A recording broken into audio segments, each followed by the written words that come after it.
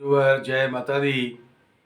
आपका अपने चैनल आचार्य जी शर्मा पर हार्दिक स्वागत है और सबके लिए मंगल कामना करते हुए शुक्ल पक्ष के आज चंद्र दर्शन के विशेष पर्व की सबको हार्दिक शुभकामनाएं।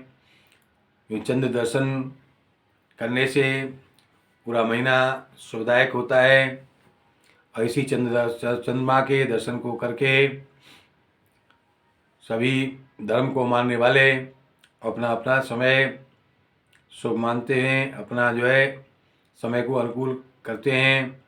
और मुसलमान इसी चंद्रमा के दर्शन करके अपनी ईद मनाते हैं। इसी चंद्रमा के दर्शन करके अपने महीने की पहली तारीख निर्धारित करते हैं, निश्चित करते हैं। जिस दिन चंद्रमा का दर्शन होता है उस दिन को महीने की आखिरी तारीख मान करके अगले दिन से पहली तारीख शुरू होती है।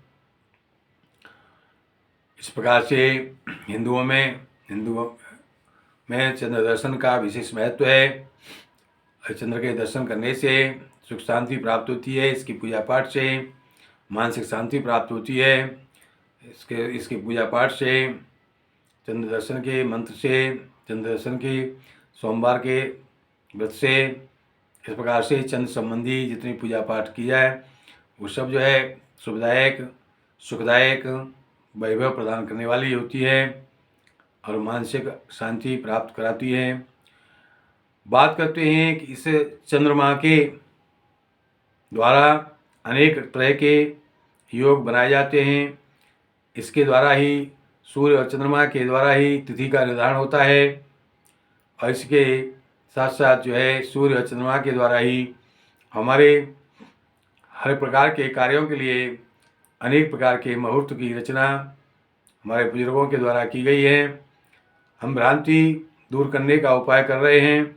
हम किसी प्रकार से गतानुगत को लोग भेड़ चाल को रोकने की कोशिश कर रहे हैं। समाज में हम अच्छी स्थिति, एक शुभ स्थिति या एक निर्णयदायक स्थिति सबको प्राप्त कराना चाह रहे हैं।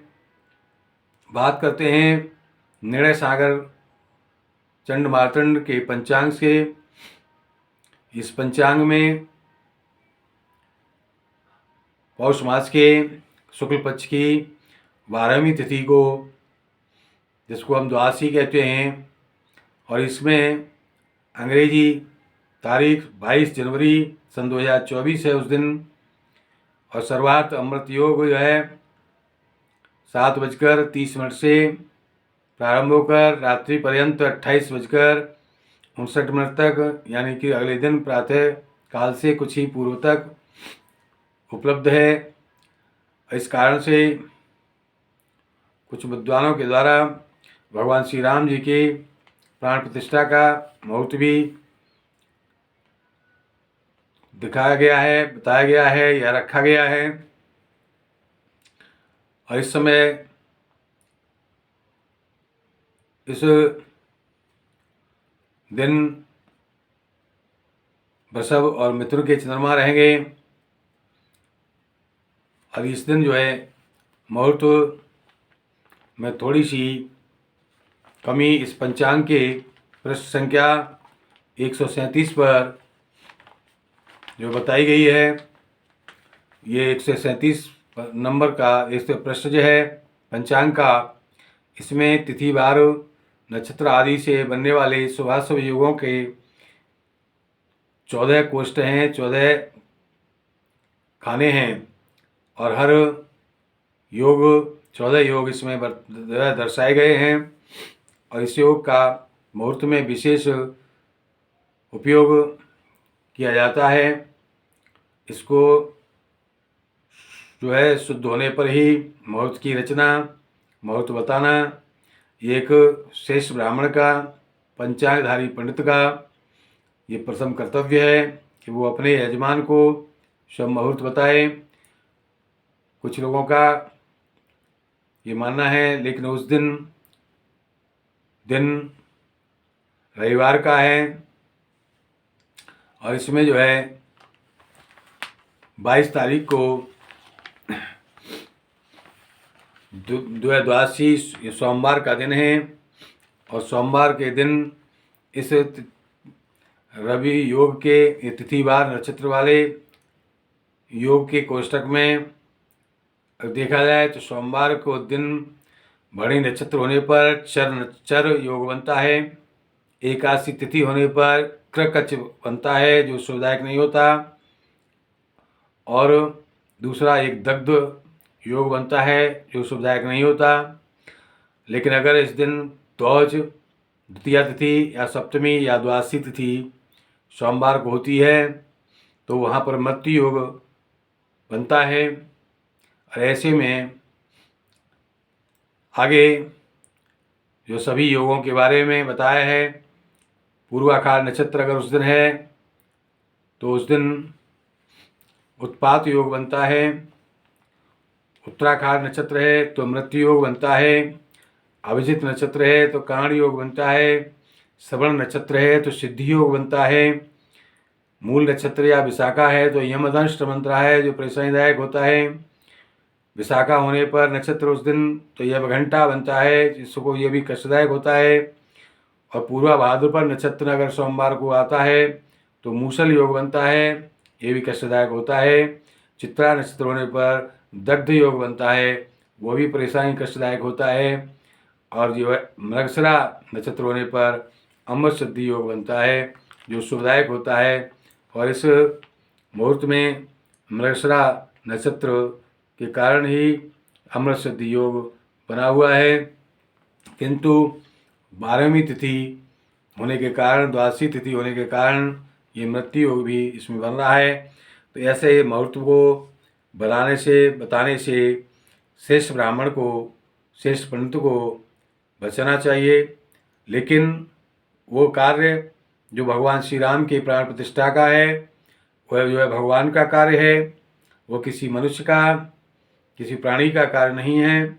सांसारिक जो है किसी व्यक्ति का कार्य नहीं है, इसलिए उसमें अमृत सिद्धि योग कार्य करेगा। लेकिन भगवान की कृपा से जो है ये जो प्राण प्रतिष्ठा का कार्यक्रम वह ठीक से संपन्न हो जाए, इसी के लिए हम कामना करेंगे, भगवान से प्रार्थना करेंगे। किंतु अगर मृत्यु योग का प्रभाव अपना असर दिखाए तो वहाँ पर जो स्थिति परेशानीदायक हो सकती है, कष्टदायक हो सकती है, मृत्युदायक हो सकती है। इसलिए सभी जनमानस से जो हमारी बात सुन रहे हैं उन सबसे हमारी यही हाथ जोड़ कर करबद्ध प्रार्थना है कि इस मुहूर्त में वहाँ अयोध्या जाने का मन न बनाएं, वहाँ कम से कम लोग पहुँचें। बहुत भीड़ करने पर वहाँ पर भीड़ की व्यवस्था गड़बड़ हो सकती है, भीड़ के कारण कोई दुर्घटना हो सकती है या अन्य किसी कारण से भी हो सकती है। कुछ दुष्ट लोगों के दुष्टाचरण से भी कोई समस्या वहाँ पर खड़ी हो सकती है। इस प्रकार से सभी वह भगवान से प्रार्थना करें अपने घर पर ही, अपने किसी पास के मंदिर में बैठकर।